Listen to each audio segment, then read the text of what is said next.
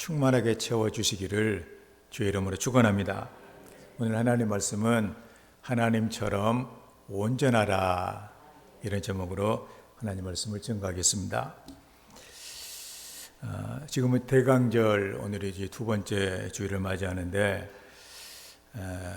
주님께서 예수를 우리가 믿는 자로서 우리 안에 주님이 오셔서 내 안에 이렇게 계시는, 온전히 주님을 모시는 그런 그 마음을 가지는 그런 기간입니다. 오늘 말씀도 뭐 그런 말씀 중에 하나인데, 아마도 여러분들이 오늘 내가 교회에 가서 은혜를 내가 많이 받아야 되겠다, 그래가지고 주보를 한번 이렇게 펼쳐보면서 제목을 한번 여러분들이 보신 분들 가운데 아마 낙심한 분들이 계실까, 그런 생각이 이렇게 아주 들어졌습니다. 하나님을 바라 기도해라 정도까지는 어떻게 견딜 수 있겠는데, 하나님처럼 온전하라, 도대체 그게 말이나 될 소린가 이게? 그렇지 않아도 내가 하나님 근처에도 못 가고 있는 그런 형편인데, 하나님처럼 되라고 한다는 것은 이건 나한테 가당키나 하는 얘기인가? 아마 그런 그 생각이, 그런 분들이 계실지 모르지만 그런 거 생각이 들더라고요. 아예 그냥 신앙의 의욕을 꺾어버리는 그런 말씀은 아닌가? 나하고는 전혀 상관도 없는 그런 얘기가 아닌가? 이렇게 혹시라도 여러분들이 받아들이면은 참 걱정이 되는 생각이 들어지기도 합니다.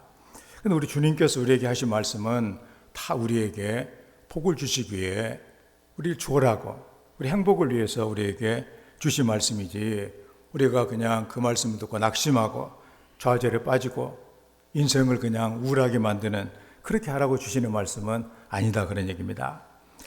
우리가 지금 요즘에 새벽기도 시간에 우리가 누가복음 시작해서 우리가 이렇게 말씀을 보고 있는데, 거기 보면은 참 아주 신비로운 그런 일들이 연이어 나타나는 것을 우리가 보게 돼요.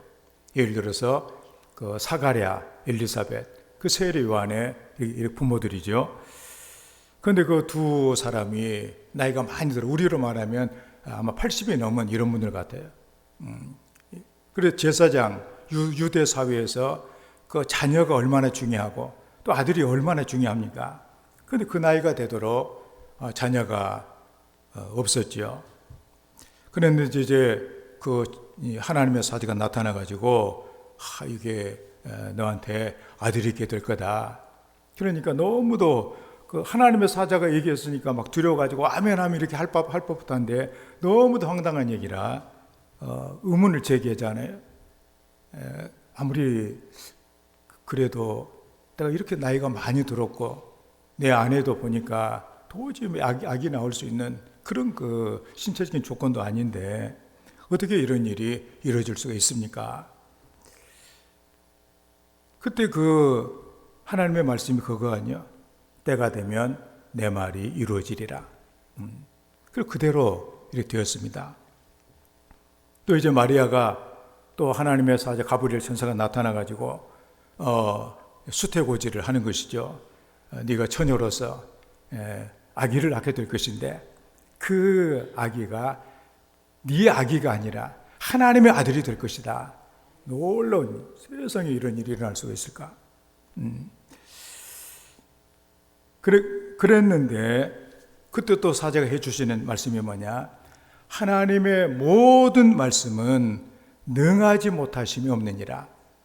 그러니까 하나님께서 오늘 말씀 우리에게 주신 것도 우리가 불가능한 일을 우리 낙심시키기 위해서 주신 말씀이 아니라, 우리가 이 말씀을 듣고 착하고 좋은 마음으로 말씀에 우리 마음에 듣고, 그래, 나는 하나님의 말씀대로 내가 살아야 되겠다, 주께서 내게 주신 말씀이니까 이대로 내가 실천하겠다, 이런 은혜가 성령께서 여러분의 마음을 주장해 주셔야 될 것입니다. 어병용이라고 하는 장로님이 계세요. 그분이 쓴 책 가운데 욕심을 버리면 살아서도 천국이지라고 하는 책을 쓴 사람인데, 이렇게 이분은 삼립산업 대표입니다. 우리말로 말하면 그냥 사장이죠. 그러니까 이분이 주로 하는 일이 뭐냐면은 교회에서 무슨 봉사를 하냐 하면 죽어가는 사람들의 그 마지막을 이제 이렇게 해주는, 이렇게 마지막 길을 수습을 해주는 그런 그 일을 했던 분이신데, 그 경험담을 정리해 가지고 책으로 펴낸 바로 저 책인데, 뭐 일반 신문에도 이렇게 다 소개가 된 그런 책이기도 합니다. 지금은 이제 상조 회사들이 있어 가지고 갑작스럽게 이런 상을 만나도 이렇게 다 알아서 해주는 이런 제도가 되어 있는데, 옛날에는 그게 되지를 못해 가지고 참 시신을 이렇게 염습을 하고 장례를 준비하고 하는 일이 굉장히 어려운 그런 일이었습니다. 그런 상황 가운데서 이렇게 교인들이 세상을 떠나면 참 목회자는 힘들죠. 이게 저도 이제 목회를 하면서 염을 딱 2번 전환했어요. 그 다음부터는 이제 뭐 하시는 분들이 계셔갖고 했는데, 참 안 해본 일이기도 하고, 그 죽음을 대하는 그 쉬운 일이 아니거든요. 어떤 분은 좀 체구가 큰 분들 같으면은 굉장히 어려운 그런 일입니다. 또 그냥 맨손으로 해야 자유로운데, 또 이제 뭐 감염 이런 위험도 있어가지고 고무장갑을 끼고 하는데, 뭐 묶고 하다 보면 고무장갑 같이 묶어져요, 이게. 그러면 이게 잘 안 빠지고 하다 보면 그냥 식은땀도 나고 그냥. 그래가지고 참 어려운 그런 일이고 생각이 이렇게 이제 나는데, 그런데 이 오병희 장로님은 교인들 가운데 세상을 떠나 사람이 있게 되면 그냥 달려가서 그 시신을 닦고 수의를 입히는 이 염습을 27년 동안 1921명을 그분이 감당을 했답니다. 그가 염습 봉사를 하게 된 이유를 어머니의 죽음에서 비롯이 됐다고 그래요. 그는 이렇게 얘기를 합니다. 9살 때 아버지가 돌아가신 뒤에 어머니는 그 형제를 키우느라고 아주 고생을 많이 하고 뒷바라지 하느라고 고생만 하시다가 그만 세상을 떠나고 말게 됩니다. 그래서 갑자기 떠나가신 이렇게 어머니 때문에 이걸 어떻게 해야 되는지 아주 어떻게 할 줄 몰라가지고 당황을 하고 있었는데, 그런데 이제 교인들이 다 찾아와가지고 찬송을 불러주고 기도를 해주고 또 어머니의 시신을 깨끗하게 씻겨주고 또 단장해주고 또 장례를 아주 잘 치러줬다고 합니다. 그런 모습을 보면서 형언할 수 없는 그런 감동을 받았다는 거예요. 그래서 이 성도들의 그 넉넉한 인정, 조건 없는 그 헌신에 충격을 받았고, 나중에 내가 몇백 배라도 반드시 내가 이것을 갚아야 되겠다, 그런 결심을 하게 됐다고 합니다. 참으로 놀라운 은혜가 아닐 수가 없는 것이죠. 그렇게 신세에 갚는 심정으로 시작한 일이 바로 그의 평생의 그의 봉사의 직분이 이렇게 된 것입니다. 그는 40대 중반부터 장례가 생기면 이렇게 달려갔다고 합니다. 회사 일 보다가도 장례 났다고 그러면 바로 달려갔다고 그래요. 자동차 트렁크에는 항상 시신을 누이는 칠성판을 갖고 다니고, 또 염습을 하기 위해서 알코올과 또 그 솜을 늘 놓고 이렇게 다녔다고 하는 거예요. 아무튼 교회에서 연락이 오면 즉시로 초상집에 달려가고, 사경을 헤매는 사람이 있으면 함께 기도하며 찬송하며 임종을 지켰고, 또 운명한 사람은 뒷수습을 감당을 한 거예요. 어떨 때는 좀 시간이 지나가지고 부패가 되기 시작하는 그는 시신도 마다하지 않냐고 아주 깨끗하게 닦아주고 수의를 입혔다고 합니다. 1시간만 일해도 땀이 비 오듯이 쏟아지는데 힘든 일이지만 마다하지 않냐고 그것을 통해서 많은 사람이 감동을 받고 믿지 않는 가족이 주 앞으로 돌아오게 되어지는 이런 일이 생겨나게 되었다고 하는 것입니다. 그래서 드디어 이 오장로가 이제 소천하가 난 뒤에는 아들 오윤식 집사가 아버지 뒤를 이어가지고 또 일을 계속 하고 있다는 것이에요. 그러자 사람들이 그에게 물어봤답니다. 부족한 것도 없는 그런 분들이 왜 이런 일을 대를 이어서 합니까? 아들이 대답하기를 가장 슬플 때 사랑을 해야 됩니다. 그리고 이 일을 통해서 전도하고 싶었습니다.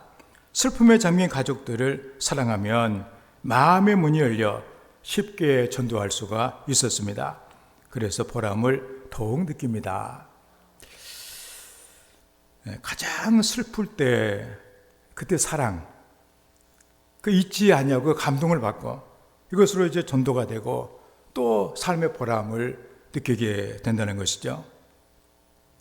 바로 이 가족 아버지와 아들의 이 모습, 참 그리스도의 그 귀한 모습이 아닌가 이런 생각을 가져보게 됩니다. 오늘 본문에서 우리 예수님께서는 원수와 박해자, 사람이 세상을 살다 보면은 자기를 괴롭히는 이런 사람이 있고 괜히 또 미운 사람도 있고 또 자기를 이렇게 해코지 않은 이런 사람도 있게 되고 이런 자들에 대해서 우리는 믿는 자로서 어떻게 대해야 될 것인가 하는 것들을 알려주고 있는 그런 내용입니다. 당시 유대 민족에게는 원수가 있었어요. 바로 로마 제국입니다. 그런데 예수님께서는 그 당시에도 많은 반란이 일어나가지고 로마 군병들 지나가다가 막 유대인들한테 맞아 죽기도 하고 막 이런 일들이 다만사 이렇게 있었거든요. 그런데 폭력 대신에 사랑으로 원수를 대하라고 명령을 하십니다. 자기를 사랑하고 잘해주는 사람에게만 내가 잘해준다면 그게 바로 뭐 사랑이겠냐? 그 본능이다 그것은 그렇게 말씀도 합니다. 유대인들은 자기 가족, 자기 동족만 그렇게 사랑을 했어요. 그리고 자기들을 거룩한 하나님의 사랑으로 인정을 하고 그리고 자기들끼리만 어울리고 인사도 자기들끼리만 했습니다. 그러나 하나님께서 유대 민족을 택한 백성으로 삼아 주신 것은 그들을 통해서 세상의 모든 사람들도 함께 구원의 이 대열에 이르기를 원하셨다는 사실입니다. 예수님께서 48절 말씀에 말씀합니다. 하늘에 계신 너희 아버지의 온전하심과 같이 너희도 온전하라. 현대어 번역은 그러니 하늘에 계신 네 아버지께서 완전하신 것 같이 너희도 완전한 사람이 되라. 그렇게 말씀을 하세요. 우리가 사랑하는 가운데 하나님의 아들이 된다고 그랬습니다. 우리는 다 하나님 아버지라고 부르거든요. 그 아들은, 자녀는 아버지를 닮아야 되는 것이죠. 육체적으로도 보면 참 신기한 것이 그 아버지는 이렇게 보면 머리도 이렇게 백발에다가 머리도 좀 벗겨지기도 하고 또 여러 가지 이렇게 있는데 그 아들을 보면은 그렇지 않거든요, 이게. 근데 신기하게도 40대, 50대에 이렇게 넘어가면서 보면은 영락없이 그 아버지를 닮아가는 이런 모습을 우리가 보게 돼요.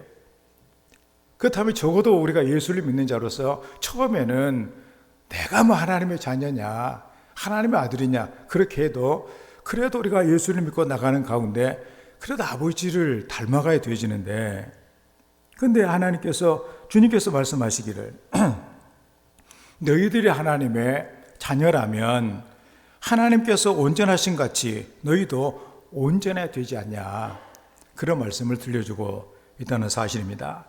여기 온전이라고 하는 이 원어의 뜻은 부족함이 없이 완전하다 그런 의미입니다. 이것은 어떤 우리가 도덕적으로 완벽하게 선하다, 윤리적으로 완벽하다 이런 의미보다도 하나님과의 관계에 있어서 온전함을 말하고 있는 것입니다. 우리가 얘기하기를 예수님을 믿는다. 그러면 예수님을 믿게 되는 이 과정을 우리는 예수님을 영접했다 그렇게 얘기를 합니다. 영접했다는 말이 뭘까? 그건 바로 지금까지는 내가 하나님이에요. 내 마음대로 산다 그런 얘기입니다. 여러분들 마음대로 하잖아요. 아무리 회사가 중요하지만 오늘 도저히 회사에 나가기 싫어요. 안 나가면 그냥 여러분 마음에 내키지 않으면 안 나가면 돼요. 또 누구랑 만나기로 했는데 싫으면 안 나가면, 여러분 마음대로 안 나가면 된다 그런 얘기입니다. 그런데 예수님을 영접했다는 얘기는 예수님을 내 마음의 주인으로 모셨다 그런 얘기예요. 그러니까 이제부터는 내 마음대로 사는 것이 아니라 내가 영접한 예수님의 그 말씀, 그 뜻대로 내가 행동을 할 것이고, 나는 항상 그분의 말에 순종할 것이다. 이게 바로 뭐냐? 예수를 믿는 것이고 예수님을 영접했다, 그 말의 뜻이다 그런 얘기입니다. 그렇기 때문에 우리는 적어도 우리 하나님의 자녀라면 우리의 마음의 동기가, 그 동기를 갖고 우리는 행동을 해야 마땅하다 그런 얘기입니다. 온전하게 내가 생각하는 그 평가에 이르지 못할지라도 하나님이 내 마음의 중심을 보신다면 내 마음의 동기는 항상 그 동기가 있어야 되겠다. 이게 바로 하나님의 자녀의 마음의 모습이 되어야 된다, 그런 얘기입니다. 그래서 하나님의 지배를 받으며 하나님께 전적으로 복종하는 그 모습, 우리는 이것을 가져야 되겠다 그런 얘기입니다. 근데 우리가 기억해야 될 것은 우리 스스로 온전해질 수가 없다는 사실입니다.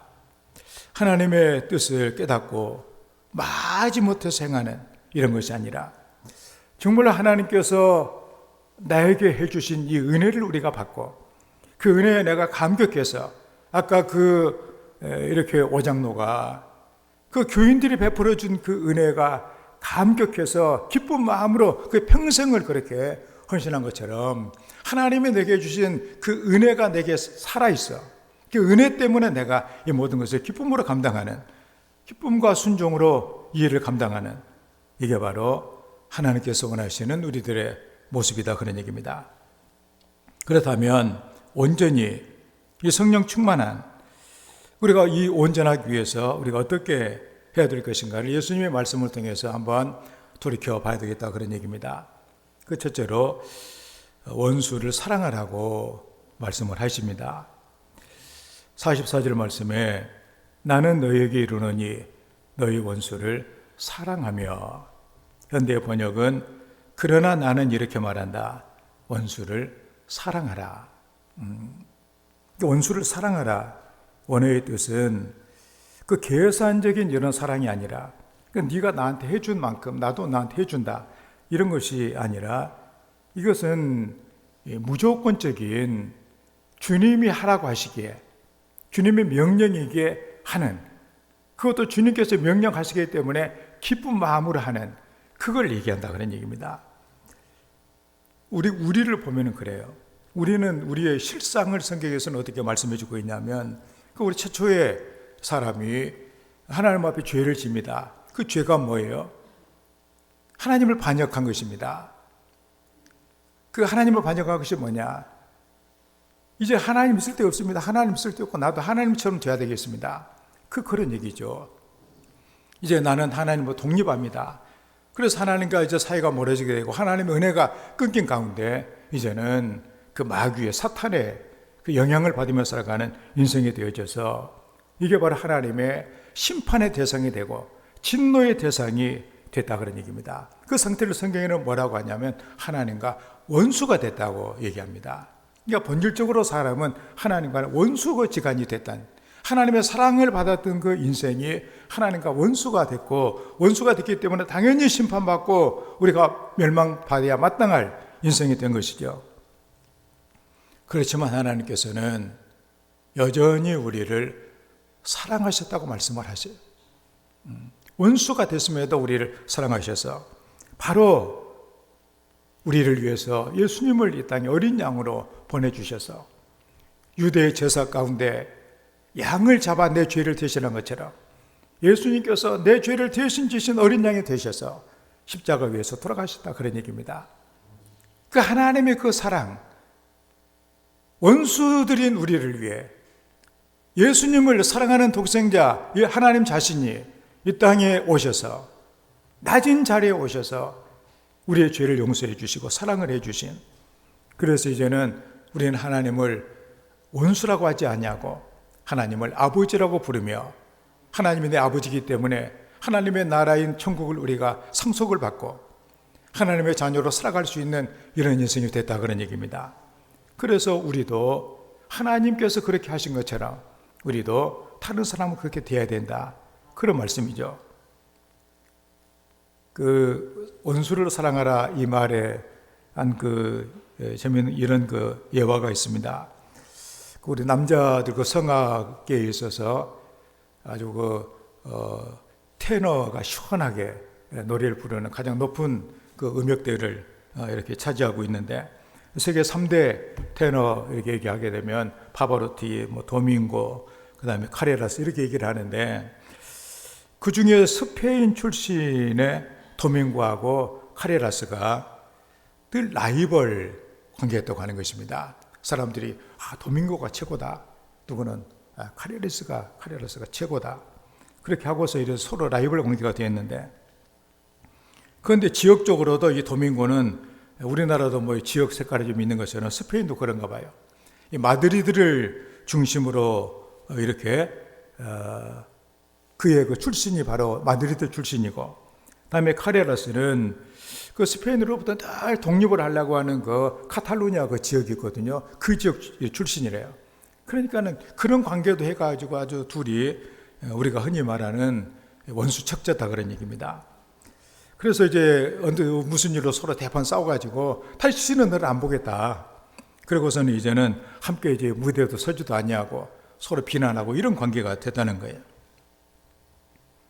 그런데 우리가 알다시피 카레라스가 백혈병에 걸리게 됩니다. 그래서 백혈을 치료하기 위해서 많은 돈을 이렇게 쓰게 돼요. 그 돈을 다 써도 병이 낫질 않아요.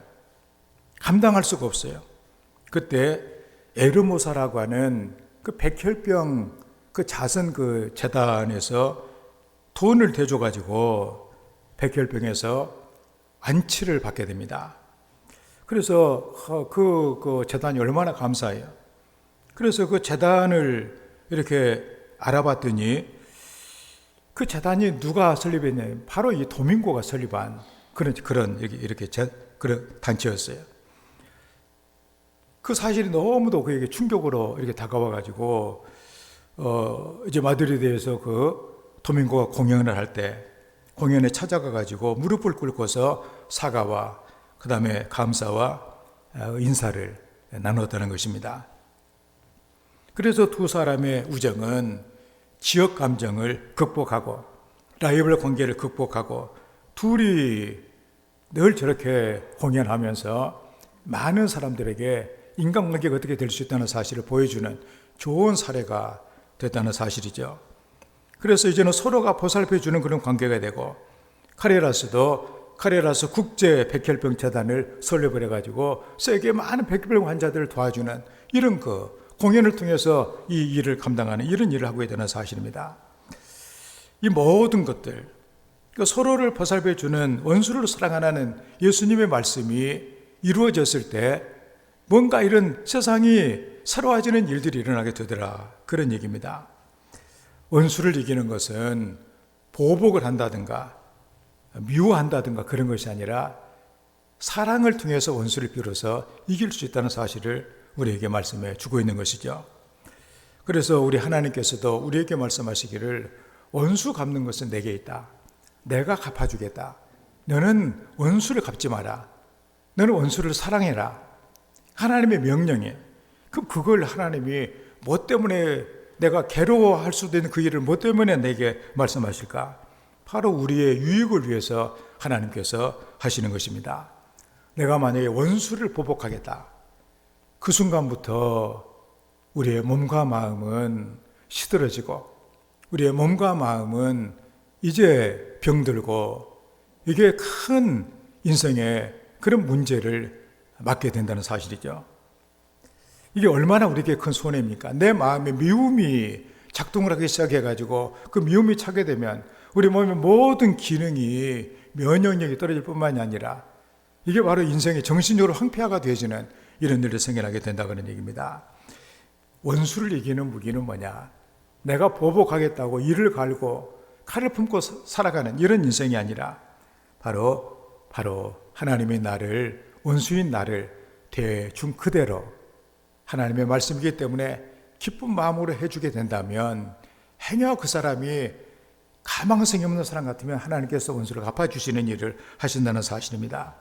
그런 의미에서 우리의 마음의 중심은 어떤 사람이라도 나를 미워하는 이런 사람일지라도 우리는 미워하지 않냐고 주님의 말씀에 순종할 수 있는 이런 마음의 자세를 갖는 이런 성도로 여러분의 마음이 준비되기를, 동기가 그렇게 되기를, 내가 혹시라도 누가 나를 미워하고 내 원수라고 할지라도 나는 나를 위해서 그 사람 포복하지 않으며 하나님께 맡기며 나는 사랑하겠다, 이런 성도의 삶이 되기를 주의 이름으로 축원을 드립니다. 다음에 두 번째로 박해자를 위해서 기도하라고 말씀합니다. 그 44절 말씀에 나는 너희에게 이르노니 너희 원수를 사랑하며, 그 다음에 말씀 너희를 박해하는 자를 위하여 기도하라. 현대의 번역은 너를 박해하는 자들을 위해 기도하라, 이렇게 말씀을 합니다. 이 박해하는 자 언어의 뜻은 학대하다, 욕하다, 이런 의미예요. 그 자신을 미워하면서 박해하는 행위로 접근해 오는 이런 자들에 대한 그 대처법이 뭐냐? 기도하라고 주님은 말씀을 하고 계세요. 오늘 그 직장 생활에 있어서 심각한 문제는 그 좋은 직장에 들어가 1년도 못 돼서 나온 대개 이런 이유들을 보게 되면 그 자기를 얼마나 괴롭히는 사람 때문에 이런 일이 다 생겨나더라고요. 그걸 못 참는 거예요, 이제는. 그 일에서 막 제외를 시키고 괜히 쓸데없는 일을 막 시키고 어떤 그 뭔가 이런 그 어떤 지위를 이용해 가지고 힘들게 할 때 그 참 그 힘들거든요, 그게. 그래 가지고 견딜 수가 없게 되어지는데 어떻게 보면 원수 같은 그런 것이죠. 그래 가지고 막 이렇게 하는데, 근데 가끔 그런 어떻게 해결하는 그 얘기를 우리가 듣는 그런 가운데서도 다른 사람이 다 그 사람을 미워하고 하는데 자기가 언젠가 그 사람한테 뭐 커피를 한 잔 해가지고 갖다 줬더니 그런 일을 또 몇 번 했더니 그 사람 마음이 달라져가지고 아주 좋아져. 이런 경우도 있는 거 우리가 본다는 사실이죠. 그러니까 내 뭔가 나를 힘들게 괴롭히는 이런 자들에 대한 나의 대처법이 뭐냐? 안 보겠다고 그냥 담을 쌓는다든가 아니면 미워한다든가 아니면 안 좋다고 얘기를 한다든가 그런 것보다도 주님께서는 그를 위해서 기도하라고 말씀하고 있다는 사실입니다. 왜 기도하라고 하셨느냐? 그건 바로 뭐냐? 원수에 대해서 소극적으로 인내하는 데 머물 것이 아니라 기도하는 자세로 나간다. 사랑을 해야 되는데 너무나 힘들기 때문에 기도를 하게 이렇게 되어지는 것이죠. 이런 자가 비로소 천국의 시민이 될 자격을 갖는다, 그런 말씀입니다. 그 이무석이라고 하는 교수가 쓴 30년 만에 휴식이라고 하는 책에 있는 그런 내용입니다. 아마도 이제 여러 얘기가 있는 가운데 한국 최초로 정신 분석학자인 김성이라고 하는 교수가 있다고 그래요. 평양 대학병원에서 의사로 근무했던 그런 사람인데, 그때가 아마 이제 해방이 되고 이제 공산당들이 막 있는 그때였던가 봐요. 한 공산당원이 분이 막 나가지고 막 병원에 씩씩거리면서 화를 내고 있더라는 겁니다. 근데 그 사람이 무슨 짓을 했냐면은 그 예수를 믿는 간호사들이 있는데, 간호사들이 예수를 믿는다고 그래가지고 데리고 가서 총살하고 돌아오는 그런 이렇게 길이에요. 그 총살하고 돌아와가지고 미운 사람들 다 죽이고 났으니 속이 이렇게 시원해야 될 것인데 그냥 그 분이 나가지고 막 이렇게 씩씩대고 있다는 사실입니다. 왜 그런가 이유를 들어보니까 총살을 하려고 이제 트럭에 태워가지고 가는 도중에 그 간호사들이 기도를 하고 있더라는 거예요. 뭐라고 기도를 하는가 들어봤더니 공산당원이 자기를 위해서 하나님께 용서해 달라고 기도를 하더라는 거예요. 그래서 자기는 간호사들이 목숨을 구걸하기 위해서 막 살려달라고 발을 잡고 사정하고 그래야 되지는데 오히려 자기를 위해서 불쌍한 죄인을 위해서 기도한다고 하니까 자기는 한없이 약자인 것 같고 기도하는 그 간호사들은 강자로 보이더라는 거예요. 그래서 그냥 다들 총살하고 돌아왔는데 마음이 아주 안 좋은 거예요. 그래서 그녀들이 강자고 나는 약자가 됐다. 그래서 자기가 패배감을 느껴가지고 화를 내고 있는 그런 상황이었다고 하는 것입니다. 바로 예수를 믿었던 그 간호사들, 하나님의 자녀다운 그런 모습을 보여준 그런 사람들이었습니다. 우리가 압제자 박해자에 대해서 우리 주님이 말씀하십니다. 중후심을 가지고 대해서는 안 되는 것이다. 그런 말씀이죠. 박해하는 자들을 사랑을 해줘라 말씀을 하십니다. 어려운 일이죠. 그렇다고 우리의 그 마음, 하나님이 그렇게 말씀하셨다고 그래가지고 그렇게 할 만한 뭔가 준비가 내 안에 갖춰지지 않는 경우들이 많다 그런 얘기입니다. 그래서 기도가 필요하다 그런 얘기죠. 그걸 위해서 기도해라. 오늘 우리가 살아가는 세상에 나를 힘들게 하고 우리 흔히 쓰는 말로 상처를 준 이런 사람들이 있을 수가 있습니다.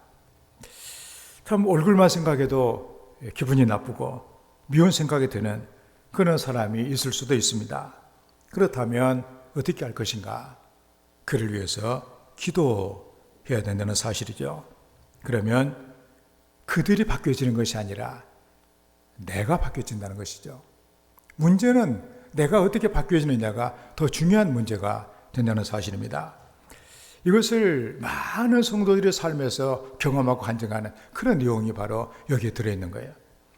우리가 손양원 목사님이 사랑의 원자탄이라고 그래가지고 그분은 원체 예수님의 사람이고 훌륭하기 때문에 이렇게 자기를 두 아들을 죽인 그 원수를 막 이렇게 용서해주고 다음에 아들도 막 삼아가지고 사랑해주고 그 사람은 원래 그런 사람이니까 그렇게 했다. 이런 생각을 하는 사람이 가끔 있을 수가 있습니다. 우리랑 차원이 다른 사람으로.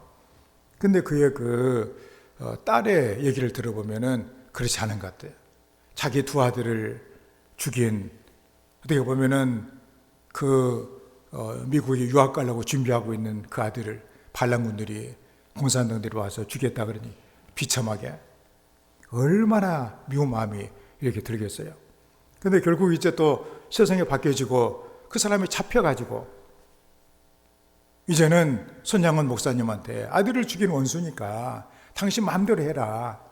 우리가 간섭하지 않겠다. 죽이려면 죽이고 마음대로 해라. 그래서 그 전날 저녁에 딸이 들으니까 아버지가 밤새껏 울면서 하나님께 기도하라는 것 아니에요. 내가 어떻게 해야 됩니까? 정말로 내가 죽이고 싶습니다. 그런데도 그 하나님 앞에 매달 기도하면서 하나님께서 내가 너를 어떻게 했느냐? 너도 사랑해야 되지 않냐? 그렇게 할 수 없는 자기 마음을 붙들고 그렇게 통곡을 하면서 밤새고 소리 지르며 기도했다는 것 아니에요. 결국 하나님 앞에 그는 기쁜 마음으로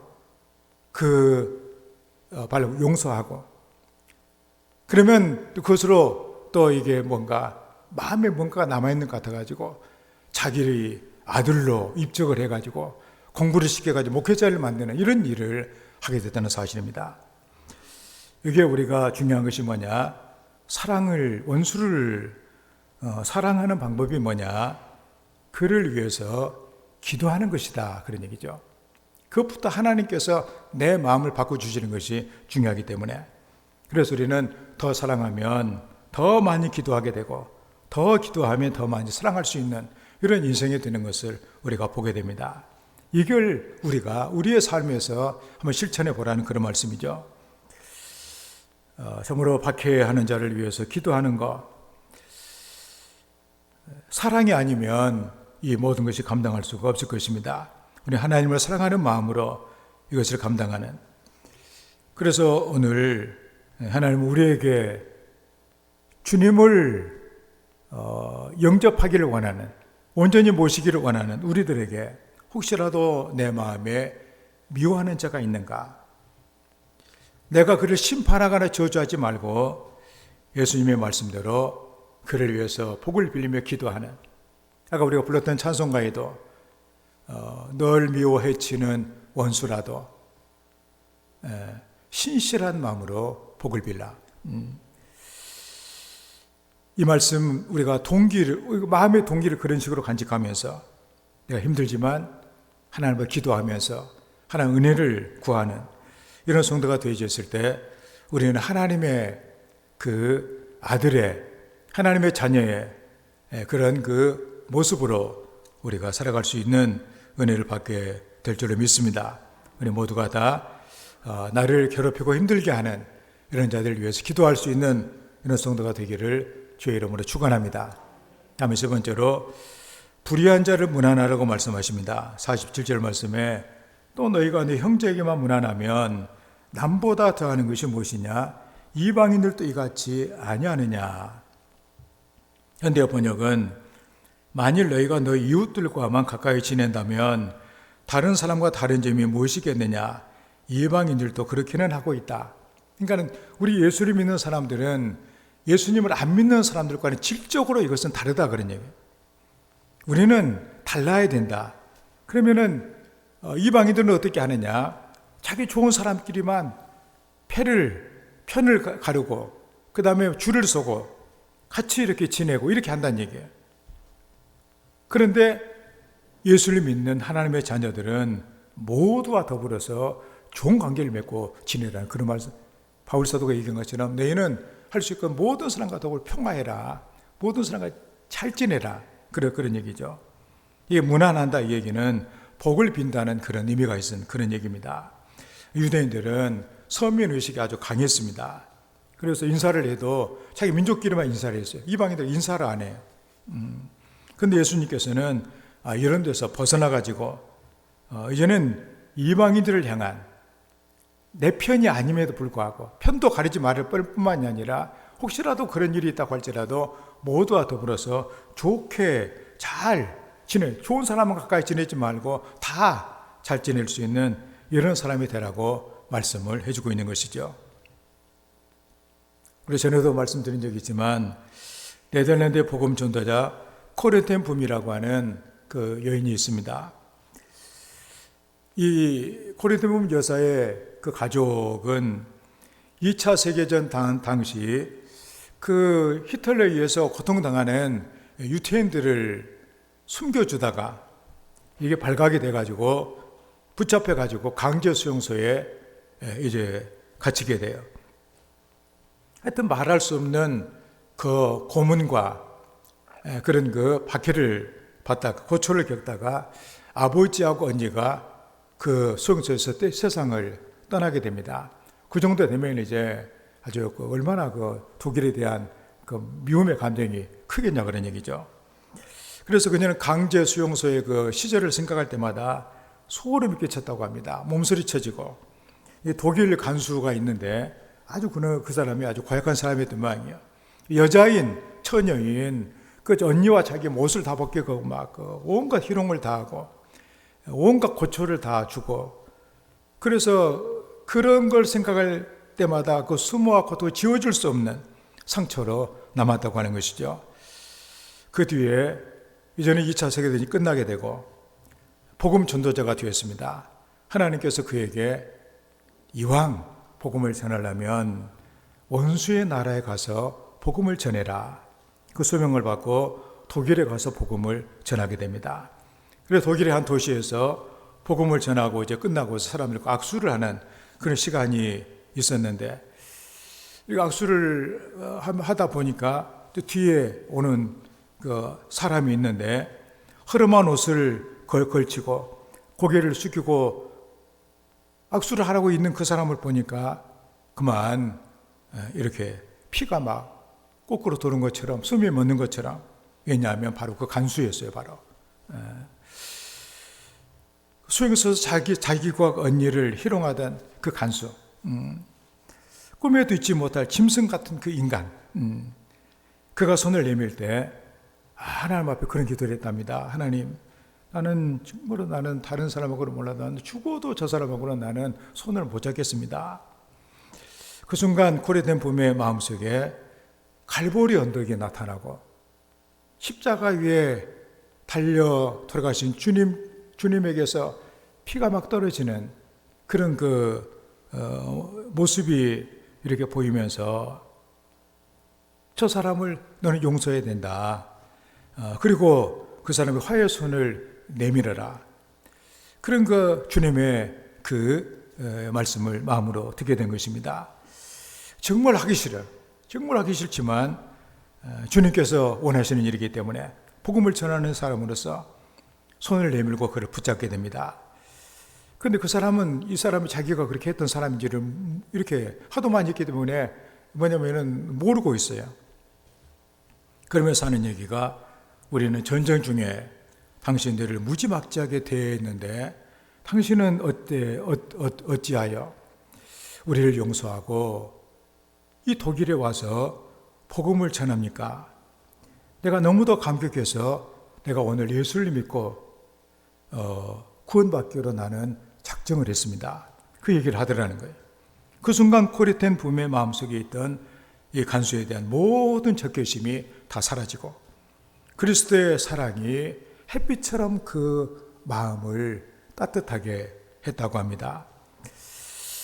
그녀는 눈물을 흘리며 그의 옛 과거를 다 용서를 해주고 용서할 뿐만이 아니라 그에게 복을 빌며 그에게 기도해 주는 이런 일을 했다는 것이죠.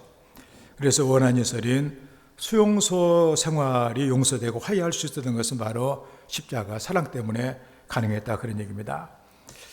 그러므로 우리는 뭔가 내 마음에 뭔가 만나기도 싫은 그 사람 얼굴을 보기도 싫은 그런 사람, 불편한 이런 사람 있다고 할지라도 우리가 주님을 내 마음에 모신다면 주님을 영접한 하나님의 사람이라면 우리는 그 사람하고 좋게 지낼 수 있는 이런 성도가 되어야 되겠다.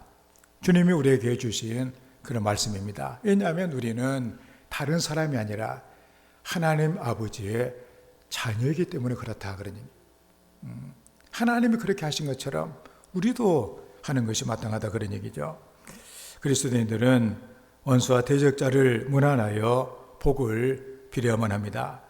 형제를 넘어 미움과 박해와 불편함이 있던 불의한 그런 사람일지라도 우리가 함께 할 수 있는 이게 바로 성도의 능력이라는 것을 우리에게 말해주고 있다는 사실입니다. 그래서 우리는 정말 하나님과 함께 하면서 우리가 하나님의 자녀가 됐다는 것이 무엇을 말하는가? 그리고 우리가 그 일이 굉장히 힘들고 어려운 일이지만 하나님께서는 우리가 그런 일을 감당했을 때 그 성령께서 우리의 마음을 주장해 주셔서 그리고 큰 기쁨과 감사와 평화를 누릴 수 있도록 그런 은혜들을 주신다 그런 얘기입니다. 그렇지 않냐고 내가 화풀이를 했다. 원수를 갚았다. 그 다음부터 괴로운 시간이 기다리고 있는 것을 우리는 본다는 사실입니다. 이 시대를 살아가는 그리스도인들에게 예수님께서 원하시는 것, 우리는 오늘 우리가 하나님의 지극히 높으신 하나님의 그 자녀, 그 하나님의 자녀로서 우리가 어떻게 살아갈 것인가? 하나님은 우리에게 너희도 나처럼 온전하라 이렇게 말씀하신다 그런 말씀이죠. 우리는 여기에 온전은 하나님처럼 모든 것이 똑같이 되라는 그런 말씀보다도 우리의 상대적인 온전이고 또 우리가 동기적인 온전을 말해주고 있는 그런 내용입니다. 우리가 애들을 우리가 봐도 어른들 돼가지고 일어서 다니는 것은 쉽잖아요. 그렇지만 갓난아기가 태어나가지고 앉아서 미적거리고 다니다가 일어서기만 해도 얼마나 대단한 일이에요. 야, 네 입장에서, 네 형편에서 네가 일어서기만 한 것도 이렇게 세상을 살아갈 준비를 하기 위해서 일어난 것만 해도 나는 감사하다 그래가지고 막 박수를 쳐주고 사진도 찍어주고 막 기념으로 남고 이렇게 하는 것 아니에요? 마찬가지로 우리가 부족할지라도 우리의 마음의 중심이 나는 하나님의 자녀다. 하나님의 자녀로 나는 하나님 아버지를 내가 닮아가야 된다. 하나님을 닮아가는 그 길이 바로 뭐냐? 바로 오늘 우리에게 주신 이 말씀. 내게 손해를 끼치는 뭔가 내게 잘못한 이런 사람들을 포함해가지고 우리는 그 사람들을 사랑해야 된다고 하는 거. 조건 없이 사랑해야 된다고 하는 거. 그리고 그 힘들고 어렵기 때문에 우리는 이걸 위해서 기도해야 된다고 하는 사실. 그리고 잘못된 이런 사람들과도 우리가 이방인들에게까지도 우리는 서로가 찾으며 서로 간의 평화를 누리며 무난하며 이렇게 하는 것이 바로 뭐냐? 하나님의 자녀의 모습이라고 하는 것을 우리에게 알려주고 있습니다.